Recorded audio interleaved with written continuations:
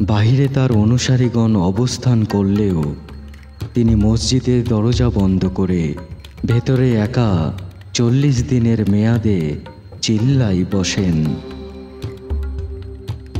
ভেতরে যত কিছুই হোক না কেন, তিনি তার মুরিদগণকে চিল্লার 40 দিন পূর্ণ না হওয়া পর্যন্ত কোনো অবস্থায় ভেতরে প্রবেশ করতে নিষেধ করেছিলেন।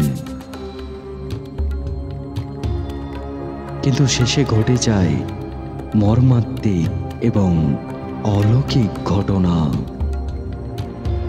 চিল্লার শেষ পর্যায়ে 39তম দিনে ভেতর হতে ভয়ঙ্কর আওয়াজ ভেসে আসতে থাকে, যাতে মনে হচ্ছিল ভেতরে দুইটি সত্তার মধ্যে তুমুল লড়াই হচ্ছে এবং মনে হচ্ছিল